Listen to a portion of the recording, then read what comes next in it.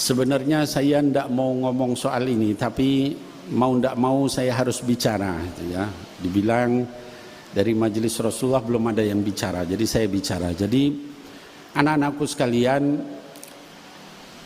ada seorang ulama besar yang hidup lebih kurang sekitar 1000 tahun yang lalu, yaitu Al-Imam Ahmad bin Isa, atau dikenal dengan Al-Imam Ahmad Al-Muhajir, atau dikenal dengan Al-Muhajir ilallah. Beliau itu lahir sekitar tahun 260 atau 265 Hijrah dan wafat sekitar tahun 345 Hijrah. Kalau sekarang 1445 berarti sudah lebih dari 1000 tahun yang lalu. Akhlak ulama 1000 tahun yang lalu itu jauh dengan orang-orang saat ini. Ibadah mereka, waraknya mereka, zuhudnya mereka, khusyuknya mereka, takutnya mereka sama Allah Subhanahu wa ta'ala itu jauh-jauh dengan apa yang kita alami saat ini di zaman ini. Jauh sekali. Al-Imam Ahmad bin Isa itu adalah keturunan keempat dari Al-Imam Ja'far As-Sadiq rahimahullah ta'ala anhu. Ya, jadi Ahmad Al-Muhajir bin Isa Ar-Rumi bin Muhammad Al-Bagir bin Ja'far As-Sadiq. Dan Imam Ahmad Al-Muhajir atau Ahmad bin Isa ini adalah keturunan ke-8 dari Al-Imam Ali bin Abi Talib karramallahu wajhah wa sayyidatuna Fatimah Az-Zahra binti Rasulillah sallallahu alaihi wasallam. Kalau ditarik sampai kepada Nabi Muhammad sallallahu alaihi wasallam, beliau adalah keturunan ke-9, masih dekat dengan Rasulullah sallallahu alaihi wasallam. Beliau hidup 1000 tahun yang lalu. Beliau asalnya tinggal di Basrah dengan segala macam kenikmatan kekayaan. Lalu beliau meninggalkan itu semua untuk dakwah di jalan Allah melalui jalan ribuan kilometer dari Basrah di Irak sampai ke Makkah, ke Madinah dulu, tinggal setahun di Madinah dekat dengan buyut beliau yaitu Nabi Muhammad sallallahu alaihi wasallam. Lalu kemudian beliau ke Makkah, setelah itu untuk haji, lalu melanjutkan perjalanan ribuan kilometer ke Yaman, Dau'an, daerah yang kering jauh dengan Basrah, yang penuh dengan sungai, penuh dengan pohon-pohon, dengan tumbuhan, dengan segala macam.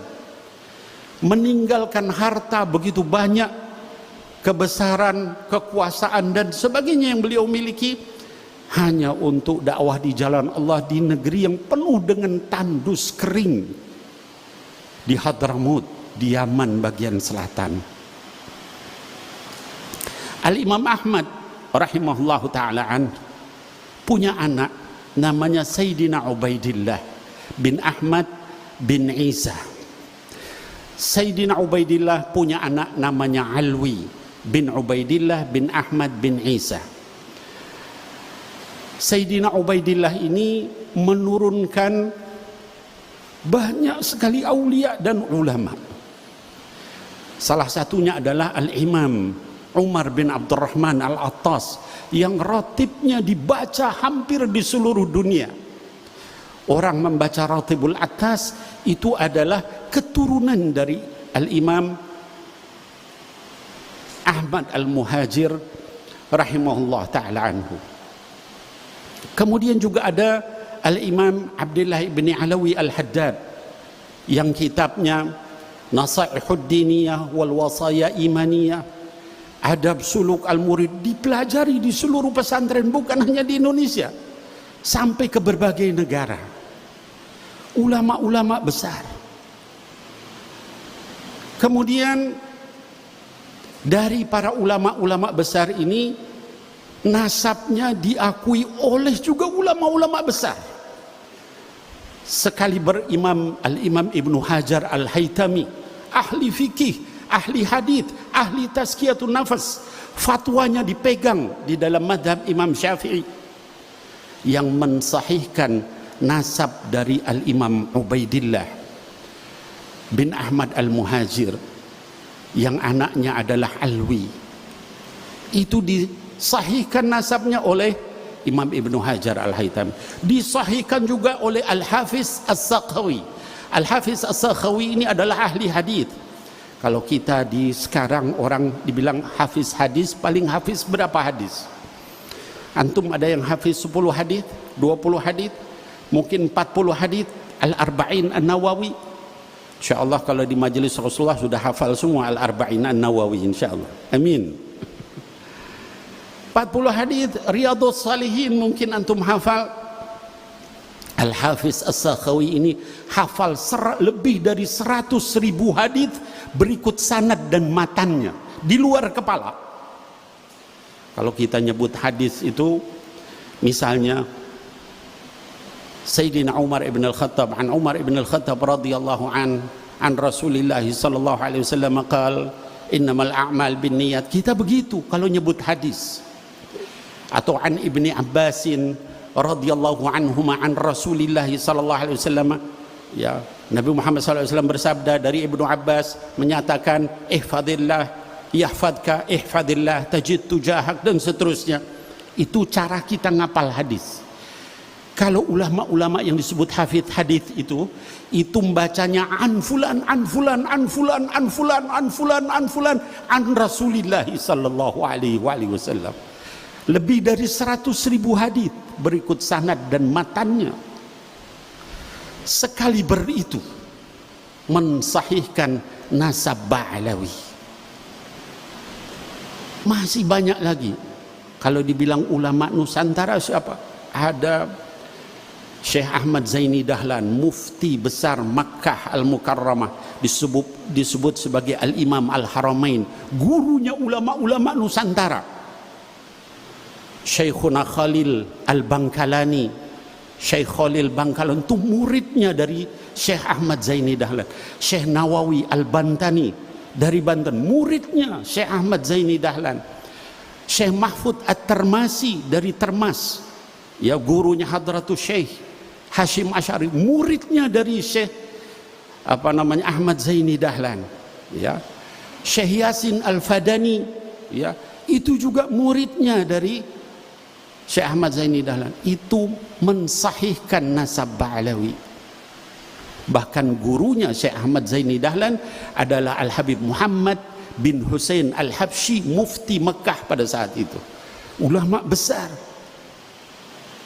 Kalau kemudian ada yang menafikan nasab itu berarti menganggap semua yang tadi saya sebutkan itu nggak ada artinya. Ulama-ulama itu semuanya tidak benar, semuanya salah, semuanya bahkan menipu.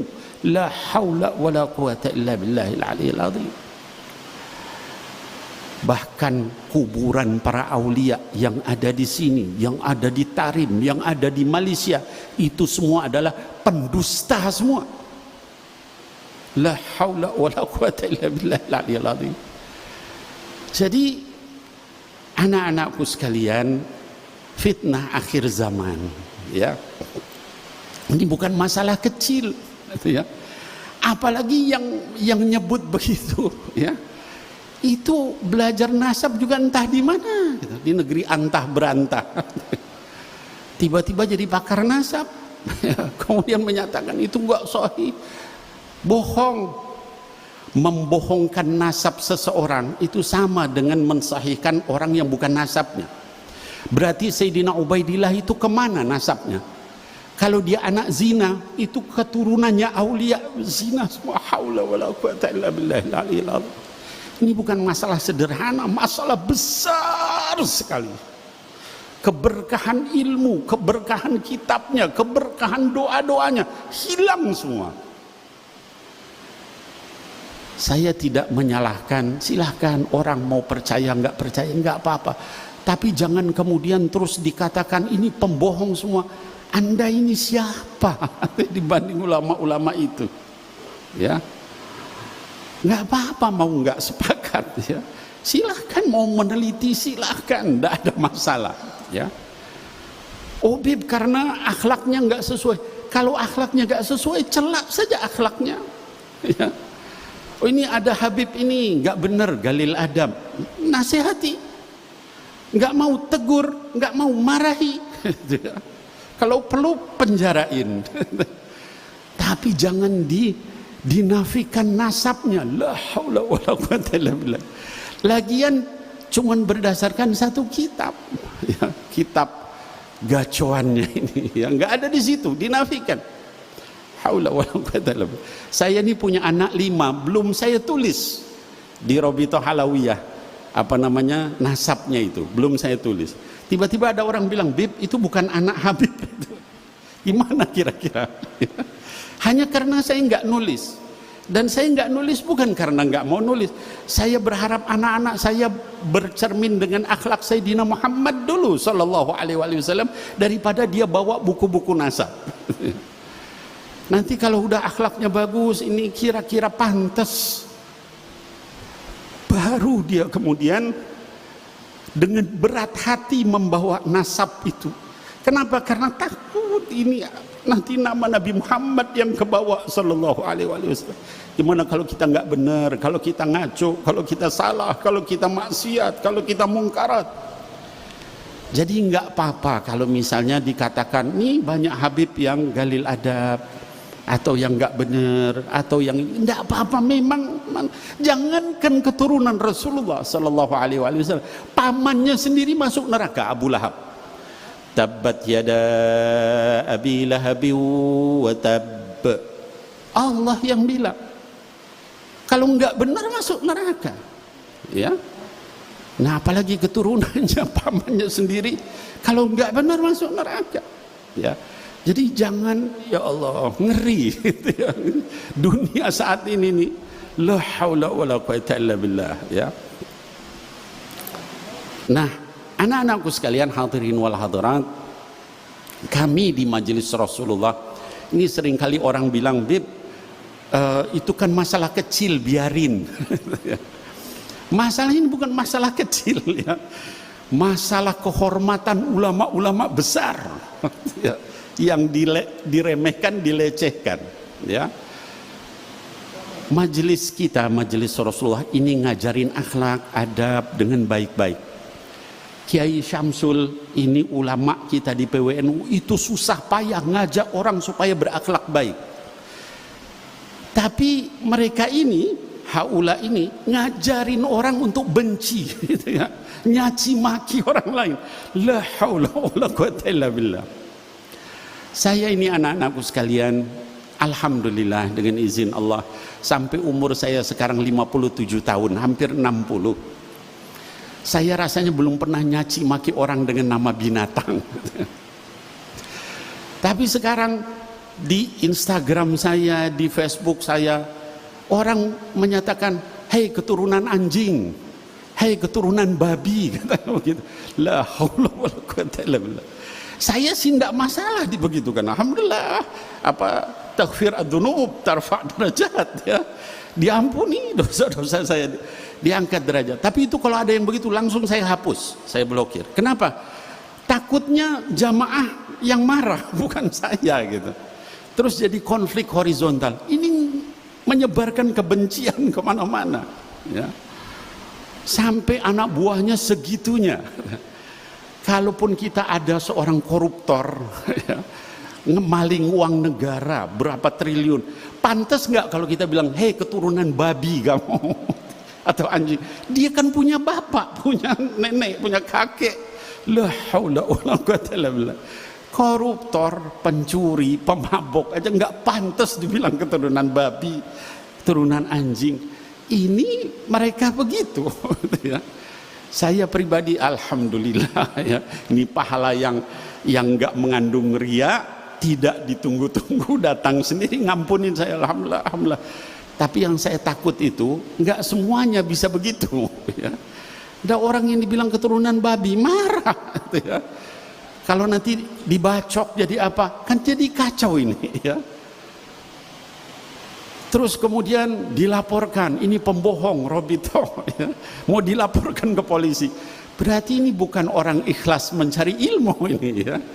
memang ada pesanan di belakang itu untuk menghancurkan umat Islam, ya. Jadi ala kulli hal, ini akhir zaman. Saya ini sebenarnya nggak mau ngomong begini gitu ya. Udahlah biarin saya bilang. Tapi orang pada bilang, "Bib, kenapa di majelis Rasulullah nggak dijelasin soal begini?" Ya, saya nyampaikan begini juga nanti diputar lagi sama mereka itu ya, dibulak-balik ya. Jadi saran saya nggak usah didengerin yang begitu. Itu ngotorin hati, nyakitin hati. Bandingkan ulama 1000 tahun yang lalu dengan sekarang. Mereka difitnah, mereka pembohong. La haula wala quwwata illa billah. Orang di zaman itu tuh kalau misalnya dia nemu sorban di jalan nggak berani dia ambil, dia cari sampai ketemu orangnya walaupun bertahun-tahun. Itu orang zaman itu. Dibilang malsu nasab. La haula wala quwwata illa billah. Wa ulama yang tadi saya sebutkan segitu banyak berarti semuanya bahlul gitu. Nggak ngerti nasab. Haji. Dan nasab Ba'alawi itu disahihkan oleh semua lembaga nasab di dunia. Kecuali mereka ini ya. Tiba-tiba nongol aja. Ngol. Kayak ongol-ongol. Terus wah mengkader segala macam. Dari mana itu uangnya? Bisa mengkader begitu ya. Sebarkan di televisi di mana ya. Yang jadi korban bukan habaib aja. Ini Kiai Syamsul jadi korban juga beliau ya. Bahkan Rois Am PBNU Kiai Miftahul Akhyar dicaci maki sama mereka ya. Kemudian juga Gus Yahya ketum PBNU dicaci maki, ganti katanya ya. Ini khawarij yang begini ini ya. Jadi anak-anakku sekalian, jangan didengarkan, jangan diikuti ya. Fitnah akhir zaman. Kita lebih taslim kepada para ulama-ulama yang menghafal itu sampai lebih dari 100.000 hadis itu betul-betul mereka mutqin, bukan hafidhul Quran, hafidhul hadis, lebih dari 100.000 hadis ya. Ulama-ulama Nusantara yang sejak dulu yang luar biasa keilmuannya ya. Dibanding orang yang ya begitulah ya. Kita doakan mudah-mudahan mereka dapat hidayah, amin ya Allah ya rabbal alamin. Diberikan taufik oleh Allah Subhanahu wa taala, amin ya Allah ya rabbal alamin. Jangan dibalas dengan keburukan. Kita doakan semoga mereka mendapatkan taufik wal hidayah oleh Allah Subhanahu wa taala, amin ya Allah ya rabbal alamin. Hadirin wal hadirat, kita masih ada tamu, juga masih ada Ustadz Ridha. Nah, kita berikan kesempatan, saya enggak panjang lebar. Wal afu minkum. Billahi taufiq wal hidayah. Assalamualaikum warahmatullahi wabarakatuh.